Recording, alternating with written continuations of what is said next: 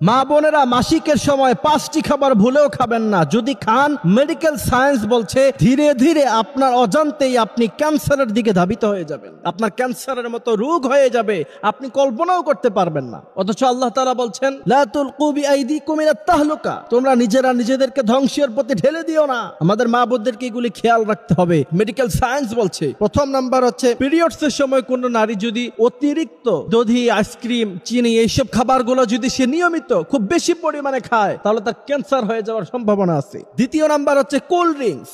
এই যে বাজারে কোল্ড ড্রিঙ্কস আছে না, 7 আপ, কোকা কোলা, এই কোল্ড ড্রিঙ্কস গুলো যদি মা বোনেরা পিরিয়ডস এর সময় খুব বেশি খায় তাহলে তার ক্যান্সার হওয়ার সম্ভাবনা আছে। তৃতীয় নাম্বার হচ্ছে যে ওই সময় কেউ যদি নিয়মিত প্লাস্টিকের বোতলে পানি খায় অথবা প্লাস্টিক বোতল জাতীয় যেসব জিনিসগুলি বাজারে পাওয়া যায় ওইগুলো যদি সে পিরিয়ডস অবস্থায় খুব বেশি পরিমাণে খায় তাহলে তার ক্যান্সার হয়ে যাওয়ার সম্ভাবনা আছে। এরপরে মেডিকেল সায়েন্স চতুর্থ নাম্বারে বলছে কেউ যদি খুব বেশি পরিমাণে লবণ খায় পিরিয়ডস এর সময় তাহলে তার ক্যান্সারের সম্ভাবনা আছে। পঞ্চম নাম্বারে মেডিকেল সায়েন্স বলছে কেউ যদি পিরিয়ডস অবস্থায় খুব বেশি পরিমাণে ভাজা পোড়া, তেল জাতীয় এইসব খাবারগুলো যদি খুব বেশি পরিমাণে নিয়মিত যদি খায় তাহলে আলসার হয়ে যাওয়ার সম্ভাবনা তার আছে। এই জন্য আমাদের মা বোনেরা অবশ্যই পিরিয়ডস অবস্থায়, মিন্স অবস্থায় এইসব খাবারগুলি থেকে নিজেকে বিরত রাখতে হবে।